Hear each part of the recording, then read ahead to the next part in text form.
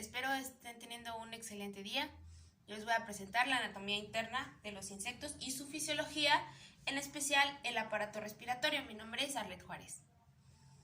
Primeramente, hay que mencionar que el sistema respiratorio de los insectos se encuentra en su parte pleural. Este se conforma por tres principales partes, aunque no son las únicas: la traqueola, la tráquea y los espiráculos. Empezamos con la traqueola. La traqueola, a medida en que se ramifican las tráqueas, van disminuyendo su diámetro. Cuando el diámetro es menor a 1 micrómetro, dejamos de hablar de tráqueas y comenzamos a hablar de traqueolas. Las traqueolas son partes del sistema traqueal que mantienen contacto con las células de los tejidos a las que abastecen. La superficie de las traqueolas suele situarse en contacto directo con la superficie de las células, cuya membrana plasmática puede llegar a hundir, pero nunca la atraviesa. Para optimizar el proceso de transferencia de oxígeno por difusión, la separación entre mitocondrias y traqueolas tiene que ser aproximadamente de 4 a 8 micrómetros.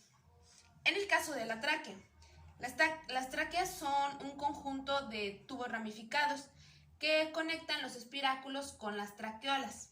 Las tráqueas se unen a otros provenientes de los espiráculos, con lo que se conforma una auténtica red de conductos. A menudo diversos actores distinguen entre tráqueas primarias y tráqueas secundarias. En este caso, las tráqueas primarias son aquellas que conectan directamente con los espiráculos, mientras que las tráqueas secundarias constituirían las ramificaciones de las tráqueas primarias. Las tráqueas están compuestas por una única capa de células epiteliales planas revestida por cutícula. Y en los espiráculos son aberturas del sistema traqueal presentes en la superficie corporal del insecto. Suelen situarse en pleuras. Los espiráculos se dan en pares simétricos, por lo que cada par se localiza a un lado del cuerpo del insecto. La cabeza es el único tagma que carece de espiráculos, por lo que intercambia gases a través de ramificaciones cefálicas de las tráqueas del tórax. Los espiráculos son necesarios para controlar el sistema traqueal con el medio, pero también estos tienen problemas. El primero es que a partir de ellos se puede perder agua y también puede entrar bacterias o sustancias nocivas para los insectos. Entonces, pues también son bastante funcionales, pero también tienen sus problemas. ¿Cómo es el transporte de oxígeno a los aparatos internos del insecto? Pues bueno, si establecemos una secuencia de eventos que vaya desde que el oxígeno entra por espiráculos y vaya hasta el interior de las células, tenemos a grosso modo los siguientes pasos. Primero, la apertura y cierre de espiráculos. Luego, la difusión, la ventilación activa y la captación de gases por las células. La apertura de espiráculos, así como su cierre, involucra una serie de mecanismos neuromusculares que se encarga de su correcta coordinación. Por otro lado, el transporte de oxígeno por el sistema traqueal depende en gran medida de la difusión, que es el proceso físico-químico por el cual las partículas tienden a desplazarse de un lugar de mayor concentración a uno de menor, y así también influye la distancia. Por ello, en muchos casos, el movimiento de gases a través de este complejo depende de la ventilación activa. La ventilación activa consiste en el empleo de distintos sistemas, principalmente el sistema circulatorio y el muscular, para facilitar el transporte de aire por las tráqueas. Una vez que el oxígeno llega a las traqueolas, debe pasar por las células y aquí es donde penetra en los tejidos. Ahora bien, los insectos tienen diafragma. Algunos larvarios o donatos tienen branquias en la parte anterior del recto, conocida como cámara branquial. El agua entra y sale de la cámara por la actividad de los músculos, en gran medida desconectados del intestino. El hemocoel es la parte posterior del abdomen y está aislada del resto del cuerpo por un diafragma muscular a través del quinto segmento abdominal. Debido a esto, la contracción de los músculos dorsoventrales en los segmentos abdominales posteriores ejerce la presión sobre la cámara branquial. El agua es expulsada a través del ano parcialmente abierto y atraída nuevamente cuando se restaura el volumen en el abdomen. En parte por la elasticidad de la cutícula y otra por la contracción de los músculos del diafragma y de un músculo transverso subintestinal. Seguimos. Es el mismo sistema braquial durante el desarrollo del insecto. Los insectos endoparasitarios pueden obtener su oxígeno directamente del aire fuera del huésped o por difusión a través de la cutícula desde los tejidos del huésped en el que se encuentran.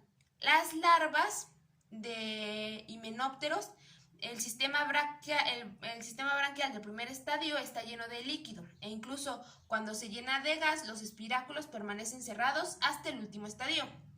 Por lo tanto, en insectos y larvas jóvenes de la mayoría de los díptera parasitarios dependen completamente de la difusión cutánea. Las larvas de bracónidos, el sistema posterior se invierte a través del ano para formar una vesícula caudal.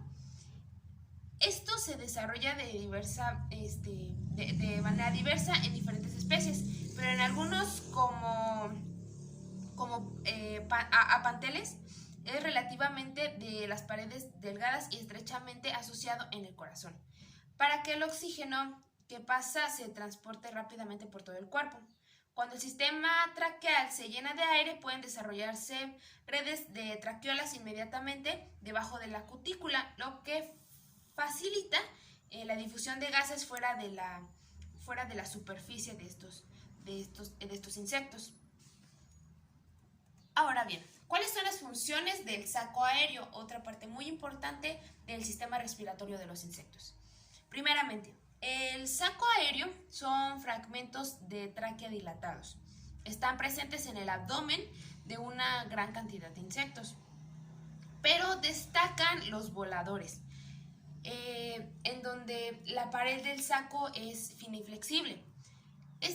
Las funciones del saco de aéreo son múltiples. Por ejemplo, permiten el cambio de volumen de los órganos internos durante el desarrollo del insecto para que éste no cambie de forma.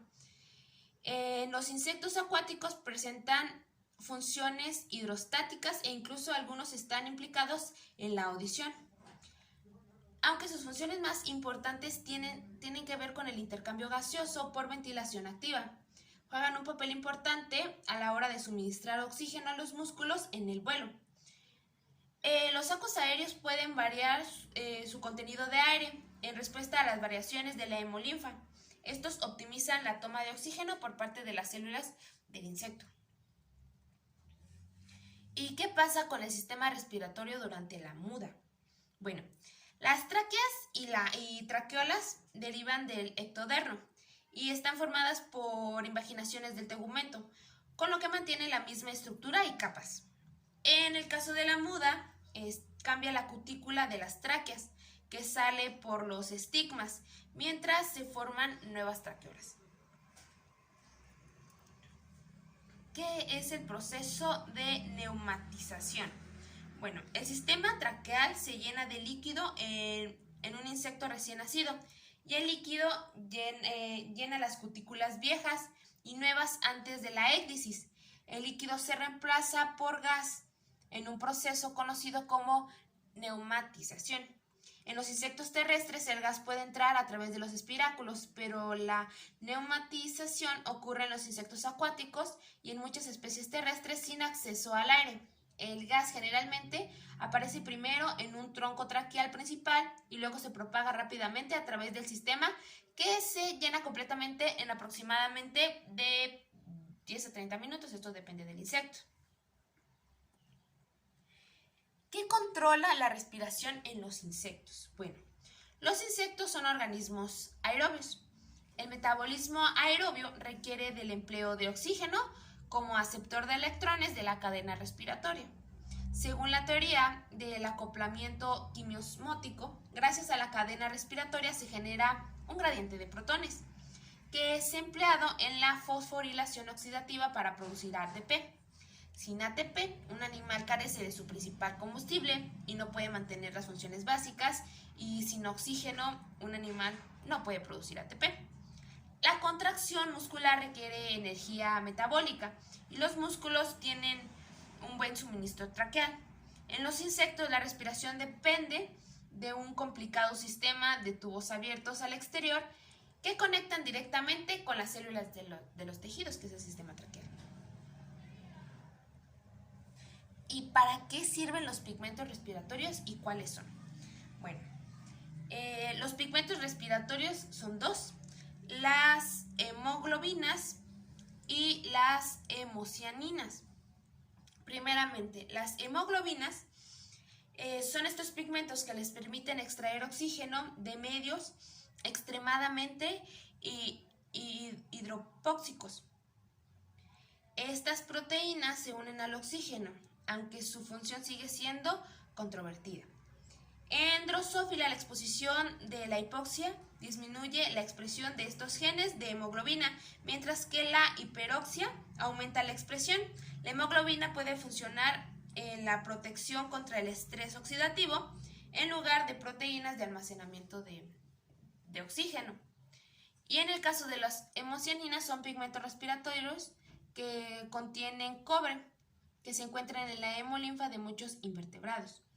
En el caso de la mosca de piedra, la hemocianina representa el 25% de todas las proteínas de la hemolinfa en las ninfas y en las moscas de piedra adultas. En P. marginata, la hemocianina está 50% saturada en oxígeno de aproximadamente 1 kilopascal, lo que sugiere ser útil tanto para el transporte de oxígeno como su almacenamiento. Ahora, la respiración en insectos terrestres.